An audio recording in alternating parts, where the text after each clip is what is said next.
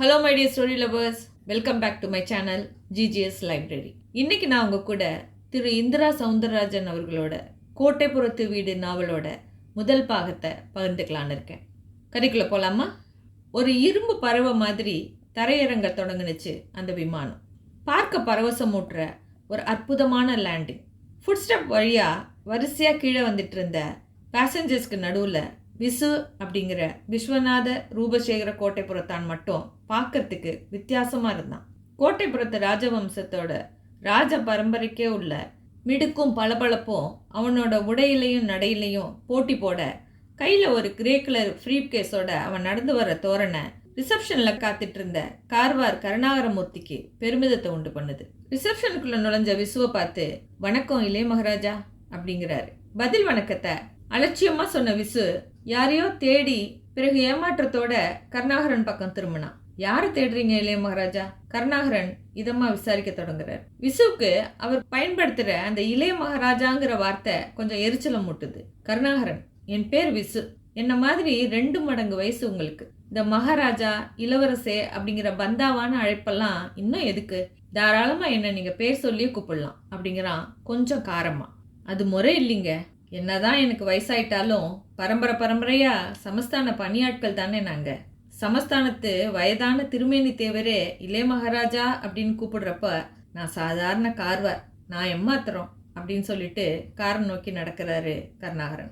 Driver Mallya ஓடி வந்து விசுக்கிட்டேருந்து ஃப்ரீஃப் கேஸை வாங்கிட்டு பணிவா குனிஞ்சு நிமிர்ந்தான். நிறைய மாருதிகளுக்கும் அம்பாசிடர்களுக்கும் நடுவுல சமஸ்தானத்து மஞ்சள் நிற கொடியை கட்டிக்கிட்டு கம்பீரமா நின்றுட்டு இருந்தது வேக்ஸ் ஹால். அந்த காரோட கதவை திறந்துக்கிட்டு டிரைவர் சீட்டில் போய் உட்காந்தான் விசு. வேண்டாம் இளைய மகாராஜா, நீங்கள் காரை ஓட்டுனது மகாராணிக்கு தெரிஞ்சா என் வேலையே போயிடும். எவ்வளவு சொல்லி அனுப்பியும் உனக்கு புத்தி இல்லையான்னு என்னை விளாசி தள்ளிடுவாங்கன்னு கெஞ்சாத குறையா வழிய தொடங்கினாரு கருணாகரன். கருணாகரன், நீங்கள் என் கூட இருக்கிறப்போ இனி எதுவும் பேசக்கூடாது. நீங்கள் பேசினாதான் உங்கள் வேலை போகும். அம்மா கிட்ட நான் பேசிக்கிறேன், நீங்கள் பேசாமல் வாங்க. அதோட என்னை விசுன்னு சொல்கிறதுக்கு முயற்சி பண்ணுங்க, இல்லைன்னா தம்பின்னு கூப்பிட்டா கூட போதும் அப்படின்னு கொஞ்சம் கோபமாகவும் கொஞ்சம் வேகமாகவும் பேசவும் அவங்க மறுபேச்சு இல்லாமல் காரில் ஏறிக்கிறாங்க. காரை கிளப்பின விசு சரியா ரோடோட மையத்துக்கு வரும்போது காத்துட்டு இருந்த மாதிரி லேசாக வந்து காரோட பம்பரில் இடித்து நிற்கிது ஒரு மொபைட். மொபைட்டில் ஜீன்ஸ் பேண்ட் போட்டுட்டு 20 வயசில் இளம் மின்னலா ஒரு பொண்ணு. அவளை பார்த்த மாத்திரத்தில் ஹாய் அர்ச்சனா அப்படின்னு உற்சாகமாகவும் பரபரப்பாகவும் கத்திக்கிட்டே இன்ஜினை ஆஃப் பண்ணுறான் விசு. சாரி விசு, வழியில் என் மொப்பெட் கொஞ்சம் சண்டித்தனம் பண்ணிடுச்சு, அதான் லேட்டு அப்படின்னு துள்ளலா மொப்பெட்டை விட்டு இறங்குனா அர்ச்சனா. விசுவும் கூட காரை விட்டு இறங்க ஆரம்பித்தான். இறங்கும்போதே ஃப்ளைட்டை விட்டு இறங்கின செகண்ட்லேருந்து ஒன்றைத்தான் எதிர்பார்த்துட்டு இருந்தேன் அப்படின்னு சொன்னான். அவள் அதை கேட்டு உற்சாகமாக சிரிச்சா. வானத்தில் பறக்கிற மாதிரி ஒரு பாவனை காமிக்கிறான். கார்வார் கருணாகரமூர்த்திக்கு லேசாக பதற தொடங்குது. டிரைவர் மல்லையா இன்னும் கொஞ்சம் அதிகமாகவே விதிர்க்க தொடங்கியிருந்தான். ஐயா, என்னங்கய்யா இது? இவர் பெண்களோடெல்லாம் சவகாசம் வச்சுட்டு இருக்கிறாரு அப்படின்னு கார்வாரோட காதோரமாக கிசுகிசுக்கவும், கொஞ்சம் பொறு அப்படிங்கிற மாதிரி டிரைவருக்கு ஜாடை காமிச்சிட்டு காருக்குள்ள இருந்தபடியே 2 பேரையும் கவனிக்க தொடங்குறாரு கார்வார். விசு மேல கண்கொத்தி பாம்பு மாதிரி கவனமா இருந்து கூட அவன் இப்படி ஒரு பொண்ணுகிட்ட காதல் வயப்பட்டது முதல்ல ஆச்சரியத்தையும் முடிவுல பயத்தையும் அவருக்கு கொடுக்குது. பெங்களூர் ட்ரிப் எப்படி இருந்தது?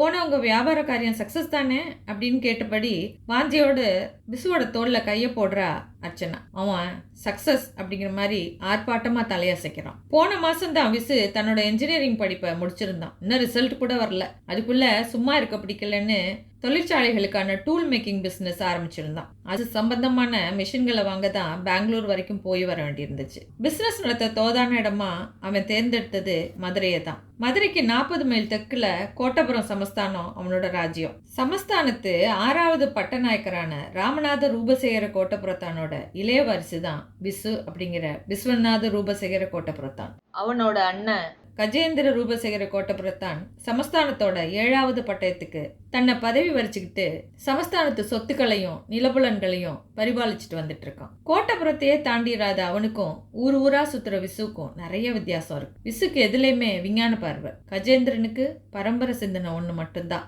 விசு, ஒரு கிளாட் நியூஸ் அப்படின்னா அர்ச்சனா.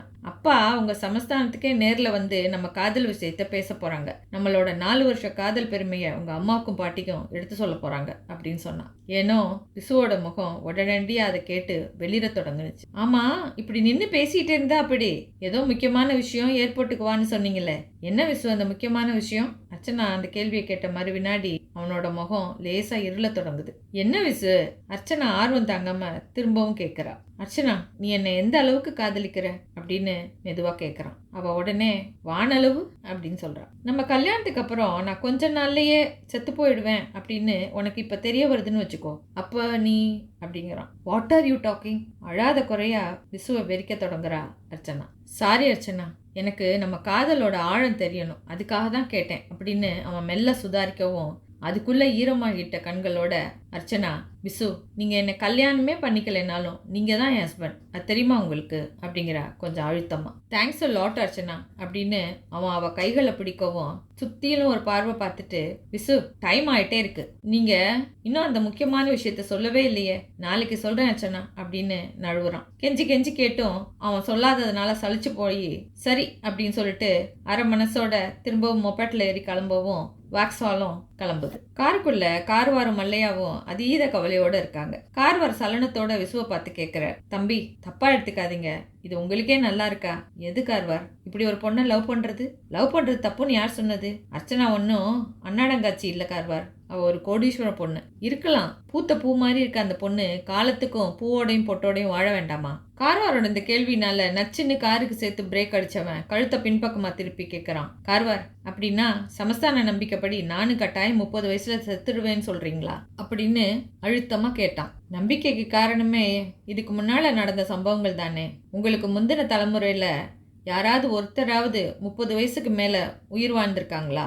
கார்வாரோட கேள்வி விசுவ பயங்கலந்த மௌனத்துல பிடிச்சு தள்ளுது. உங்க காதலுக்கு எதிரியா நான் இதை சொல்லல, உங்க நல்லதுக்கும் அந்த பொண்ணோட நல்லதுக்காகவும் தான் இதை சொன்னேன். கார்வார், இந்த சாபம் பாவம் இதெல்லாம் நிஜமா? என்னால இதை துளி கூட புரிஞ்சுக்கவோ ஒப்புக்கவோ முடியல. மனுஷன் மனசு வச்சா சாதிக்க முடியாததே இல்லைங்கிற காலகட்டம் இது. சாபம் எல்லாம் பழிக்கிறதுக்கு இது என்ன துவாபர யுகமா இல்ல திரேதா யுகமா அப்படின்னு கேட்டவனை விசாரமா பார்த்தாரு கருணாகரன். எந்த காலகட்டத்திலையும் மனுஷ சக்திகளுக்கு சவால் விடுற சக்திகள் இல்லாம இல்ல தம்பி, இதுவும் அப்படித்தான். உங்க முன்னோர்கள் செஞ்ச தப்புக்கு நீங்க அனுபவிக்கிறத நினைச்சாதான் ரொம்ப வருத்தமா இருக்கு. அந்த தப்பு என்னன்னு யாருமே விவரமா சொல்ல மாட்டேங்கிறீங்களே, நேரம் வரும்போது விவரமா தெரிஞ்சுப்பீங்க. இது ஒரு தாயோட சாபம் தம்பி. 30 வயசுக்குள்ளர சாகிற கொடுமையோட உங்க தலைமுறைக்கே ஒரு பெண் குழந்தை கூட பிறக்காதுங்கிறது இன்னொரு விஷயமாவும் இருக்கு. அப்புறம் ஒரு முக்கியமான விஷயம் தம்பி. என்ன கார்வார்? நம்ம சமஸ்தான பரம்பரை சாபத்துக்கு அநேகமா இன்னைக்கு ஒரு விடிவு ஏற்படலாம். ஏற்பட்டுடுச்சுன்னா நீங்களும் பயம் இல்லாம அந்த அர்ச்சனாவையே கல்யாணம் செஞ்சுக்கலாம். நிஜமாவா? எப்படி? உங்க அண்ணனும் சமஸ்தானத்தோட மூத்த வாரிசுமான கஜேந்திர ரூபசேகர கோட்டப்புறத்தாருக்கு இன்னையோட 30 வயசு முடியுது. அவரோட 29வது வயசுலேருந்து அவரை கண்ணும் கருத்துமா நம்ம பார்த்துக்கிட்டு வர்றது உங்களுக்கே நல்லா தெரிஞ்சிருக்கும். எல்லாம் பெரியவர் திருமேனித்தேவர் ஏற்பாடு. அவரால் தான் மூத்தவர் இவ்வளவு நாள் உயிர் வாழ்ந்திருக்கார். இன்னைக்கு ஒரே ஒரு நாள் மட்டும் கடந்துட்டா போதும், செஞ்ச தானத்துக்கும் பூஜைக்கும் பலன் கிடைச்ச மாதிரி தான். பெரிய ராணியிலேருந்து உங்க அண்ணி வளையாம்பிகை வர இப்ப எல்லாரும் சமஸ்தானத்து குலதெய்வமான வேங்கை பொன்னி கோயில்ல தான் இருக்காங்க. கஷ்டமான கடைசி மணி நேரங்களில் தெய்வ சந்நிதியில் கழித்து மரண விடுதலை அடைய எல்லாரும் முடிவு செஞ்சுருக்காங்க. சக்தி வாய்ந்தவ வேங்கை பொன்னி, அவள் சந்நிதிக்குள்ளார சாபம் வேலை செய்யாதுங்கிற நம்பிக்கை. உங்களை நேராக வேங்கை பொன்னி கோயிலுக்கு அழைச்சிட்டு வரதான் பெரிய ராணி என்னையும் டிரைவர் மல்லையாட அனுப்புனாங்க. கொஞ்சம் பழுப்பேறின அந்த கோபுர கலசத்து மேலே சூரியனோட ஆரஞ்சு வண்ண நிறம் ரசவாதம் பண்ணிட்டு இருந்தது. கீழே புங்கை மர நிழல்ல சமஸ்தானத்து 100 குடி கூட்டம். வயலில் களைச்சி போன சமஸ்தானத்து பாட்டாளி ஜனங்க அப்படிங்கிறது அவங்களோட ஆடைகளிலேயே தெரியுது. கோயிலை சுற்றி 100கணக்கான ஏக்கர் விளைநிலங்களில் அங்கங்கே முளைச்சி நிற்கிற மாமர நிழல்களில் குடிசை போட்டு வயலுக்கும் கோயிலுக்கும் காவலாக அவங்க காலங்காலமாக ராஜ விசுவாசம் காட்டிட்டு வர்றது அவங்க கை கட்டி நிற்கிற தோரணையிலேயே நல்லா தெரியுது. சிறிய சந்நிதிக்கு வெளியில் 100 கால் மண்டபம், அதோட மையத்தில் தர்பார் வளாகம். அங்கே பட்டு ஜம்காலம் விரிக்கப்பட்டிருந்துச்சு. அதில் பெரிய ராணி பாண்டியம்மா, இளையராணி திவ்யமங்கலம், 8 மாத கர்ப்ப வயிறோட விசுவோட அண்ணி வளையாம்பிகை எல்லாரும் உட்காந்துருந்தாங்க. ஒரு நாற்காலியில் விசுவோட அண்ணன் கஜேந்திரன் உட்காந்துருந்தான். மரண பயத்தினால அவனோட கண்கள் வெளிரி போயிருந்தது. கொஞ்சம் தள்ளி அவனை விட்டு ஒரு வினாடி கூட விலகாத டாக்டர் சம்பத்குமார். வியாதிக்கு தான் அவர் காவல். வெனக்கி 100 கூட்டத்து வல்லாளன் பாண்டிக்குட்டி இன்னொரு பக்கம் நின்றுட்டு இருந்தான். அவனை பார்த்தாலே தெரியும், அவனோட ஒரு சுண்டு விரலால் மட்டுமே ஒரு சுட்ட செங்கல்ல தூக்கி வீச முடிஞ்ச அளவு பலசாலி அப்படிங்கிறது. திருமேனி, என்னோட கஜேந்திரன் என்னை விட்டு போகக்கூடாது. எப்படியாவது நீங்கள் அவனை காப்பாற்றி ஆகணும். எதை செஞ்சாவது நீங்கள் இதை சாதிக்கணும். என்னோட சன்னதிகள் 100 வருஷம் வாழ்ந்து என்னோட தலைமுறைகள் செழிக்கணும். அந்த சாபத்தை நம்ம என்னன்னு கேட்கணும். நான் தினமும் வணங்குற வேங்கை பொன்னி என்னை கைவிட மாட்டாள்னு நம்புகிறேன். பெரிய ஞானியான நீங்கள் தான் இதை சாதிச்சு காட்டணும். உங்களால் முடியாததா அப்படின்னு கஜேந்திரனோட 30வது பிறந்த நாளோட துவக்கத்தில் பெரியவர் திருமேனி தேவரன் அணுகி அவனோட அம்மா திவ்யமங்கலம் பேசினதோட எதிரொலி தான் பாண்டிக்குட்டியும் சம்பத்குமாரும் கஜேந்திரனுக்கு பக்கத்துணையாகி போனாங்க. கண்குத்தி பாம்பு போல கஜேந்திரனை பார்த்துக்கிட்டாங்க. அரண்மனையை விட்டு எதுக்காகவும் வெளியே போகாதபடி பார்த்துக்கிட்டாங்க. அவனுக்கான சாப்பாட்டை கூட ஒருத்தர் சாப்பிட்டு பரிசோதிச்சதுக்கு அப்புறம்தான் அவனுக்கு கொடுத்தாங்க. அங்கீகரிக்கப்படாத ஒரு ஜனாதிபதி போல இருந்தான் கஜேந்திரன். வெறுப்பாக தான் இருந்துச்சு. இருந்தாலும் உயிர் வாழ விரும்பி சகிச்சுக்கிட்டான். 30 வயசுல மரணம் அடைஞ்ச தன்னோட முன்னோர்களை ஒரு வினாடி நினைச்சு பார்த்தான். ஒருத்தர் படியில் சறுக்கி விழுந்து தலையில் அடிபட்டு செத்து போனார். இன்னொருத்தர் சாரட்டில் போகும்போது குதிரைக்கு திமிர் எடுத்ததுனால அசுர வேகத்தில் போய் ஒரு மலை சரிவில் விழுந்து செதஞ்சு போனார். அதுக்கு அடுத்தவர் காரணமே இல்லாமல் தூக்கு மாட்டிக்கிட்டு தொங்கினார். யாருமே 30 வயசோட கடைசி 365வது நாள் வரைக்கும் நீடிச்சு நிற்கலை. இதோ நான் நீடிச்சு நின்றுட்டேன். இன்னும் சில மணிகள் மட்டும்தான். கடந்துட்டா சாப விமோச்சனம் அடைஞ்ச முதல் வாரிசு நான் தான். நாக்காளியில் உட்காந்துட்டு இருந்த கஜேந்திரனோட மனசுக்குள்ள எண்ணங்கள் பாம்பா நெளிஞ்ச அதே வினாடி வேங்கை பொன்னியோட கருவறை அபிஷேக நீர் வெளியேற துவாரம் வழியா ஒரு முதிர்ந்த கோதுமை நாகம் வெளியே இருந்து உள்ள நுழைஞ்சிட்டு இருந்தது. உள்ள நுழைஞ்ச அந்த நாகம் ஏறத்தாழ 6 அடி நீளம் இருந்தது. கருவறையோட இருண்ட பின்பரப்பில் நுழைஞ்சு பார்த்துட்டு ஒரு அடிக்கும் குறையாம படம் எடுத்து நின்னப்போ வேங்க பொன்னிக்கு முன்னாடி 2 குத்து விளக்குகள் 10 சுடர்களோட ஜொலிச்சுக்கிட்டு இருந்தது. வாய்ப்பிழந்து நிற்கிற ஒரு வேங்கை மேலே அலங்கார பூஷிதையா சம்மணமிட்டு அமர்ந்திருந்தா வேங்கை பொன்னி. அவளுக்கு முன்னாடி வெள்ளி தட்டில் வெத்தலை, பாக்கு, பூ பழத்தில் தொடங்கி பட்டுப்பாவடையிலேருந்து மனோரஞ்சித மாலை வரைக்கும் சகலமும் வைக்கப்பட்டிருந்துச்சு. அந்த நாகம் எல்லாத்தையும் மிரட்சியோடு பார்த்துட்டு அங்கேயே அப்படியே சுருண்டுக்குச்சு. சமஸ்தான மரபுப்படி பச்சை பட்டு தலப்பா கட்டி இடுப்பில் சிகப்பு பட்டு துண்டை சுற்றிக்கிட்டு கோயில் பூசாரி பொன்னம்பலம் கோயிலுக்கு வெளியில் ஒரு ஓரமாக நின்றுட்டு இருந்தார். பக்கத்தில் பெரியவர் திருமேனி தேவர் ஒரு நாற்காலியில் உட்காந்துருந்தார். கூடிய விரைவில் வயசில் சதமடிக்க போகிறார். ஆனால் பார்த்தா 70 வயசு தான் சொல்லலாம். ஒரு ராஜகுருவை மாதிரி தன்னோட இமேஜை நிலைநிறுத்திக்கிட்டு இருப்பவர். பார்த்த உடனே கையெடுத்து கும்பிடும்படியான ஒரு மந்திர தோற்றம். ஆனால் உத்து பார்த்தோம்னா கொஞ்சம் மிரட்டுற முகமாகவும் அது நமக்கு தெரியும். அவர் எதையோ ஆழமாக யோசிச்சுட்டு இருக்கதை பார்த்த பாண்டியம்மா மெல்ல எழுந்திருச்சு தேவரோட பக்கத்தில் போய், தேவர் எது பற்றி இவ்வளோ ஆழமாக யோசிக்கிறீங்க, நான் தெரிஞ்சுக்கலாமா அப்படின்னு மெதுவாக கேட்குறாங்க. ஆமாம், இளைய மகாராஜா எங்க அப்படின்னு கேட்குறாரு தேவர். பெங்களூர் வேற போயிருக்கான், நேரம் வந்துட்டு இருப்பான். ஏர்போர்ட்டுக்கு கார்வார் அனுப்பியிருக்கேன். யாரை கேட்டு இந்த மாதிரியான நேரத்துல எல்லாம் அவரை வெளியூருக்கு அனுப்புறீங்க? இங்கே நடக்கிற பூஜை முக்கியமா, வெளியூர் முக்கியமா? பூஜை பற்றி அவனுக்கு ஒன்றும் தெரியாது. அதை பற்றி இன்றைக்கி தானே நீங்கள் சொன்னீங்க. முன்னாடியே தெரிஞ்சிருந்தா நான் அவனை அனுப்பியிருக்கவே மாட்டேன். ஆனால் அதனால் என்ன, இப்போ வந்துடுவான் அவன் அப்படின்னு சொன்னாங்க. பெரிய ராஜா கஜேந்திர ரூபசேகர கோட்டப்புறத்தார கட்டி காக்கணுமேங்கிற கவலையும் அந்த சனி பிடிச்ச சாபமும் என்னை பாடாக படுத்திக்கிட்டு இருக்கு. ஆத்தா வேங்க பொன்னி தான் ஒரே துணை. அவள் தான் பெரிய ராஜாவை இவ்வளோ நாள் காப்பாற்றி வந்திருக்கா. இனியும் அவளே காப்பாற்றுவா. ரொம்ப முக்கியமான கட்டம் இது. இந்த நேரத்தில் கூட இளைய மகாராஜா இல்லைன்னா எப்படி? அவர் வந்த பிறகு கூட்டாக வழிபடுவோம் அப்படின்னு சொன்னார். இந்த அர்த்தராத்திரி கடந்துட்டா பெரிய ராஜாவுக்கு ஒரு குறையும் இல்லை அப்படின்னு சொல்லிக்கிட்டே தள்ளாடிக்கிட்டே எழுந்து தூண்களுக்கு நடுவில் தடியை ஊனிக்கிட்டே நடந்த தேவர் வேங்க பொன்னிக்கு நேர் எதிர தொங்குன மிகப்பெரிய வெங்கலமணி கட்டப்பட்டிருந்த இடத்த அடைஞ்சார். அண்ணாந்து மணிசங்கிலியை பார்த்தார். கண்களில் மழை மலன்னு ஈரம் தேங்குது. அது வரைக்கும் கூட்டத்தில் எங்கேயோ இருந்த தேவரோட சீடர் தில்லைநாயகம் இதை பார்த்துட்டு ஓடி வர்றார். நாற்காலியில் உட்காந்துருந்த கஜேந்திரன் கூட மருட்சியோடு நிமிர்றான். ஏன் தேவர் அழறாரு அப்படின்னு அவனுக்கு கொஞ்சம் தள்ளி நின்றுட்டு இருந்த அக்கௌண்டன்ட் வேணுகோபால் அழைச்சி கேட்டான். அவர் பணிவாக உதடு பிதுக்கி தெரியல தம்பின்னு சொல்லும்போது தேவரே சொல்ல ஆரம்பிக்கிறார். ராணியம்மா, இதே மணிசங்கிலியில் தான் அன்னைக்கு வஞ்சியம்மா பொணமாக தொங்குனா. விடிஞ்சா இந்த வேங்க பொன்னிக்கு வருஷாந்திர மாசி மக திருவிழா. திருச்செந்தூர் முருகனை நடந்தே போய் தரிசிச்சுட்டு திரும்புகிற பக்தர்களுக்கு இந்த வேங்க பொன்னியும் ரொம்ப விருப்பமான இஷ்ட தெய்வம்.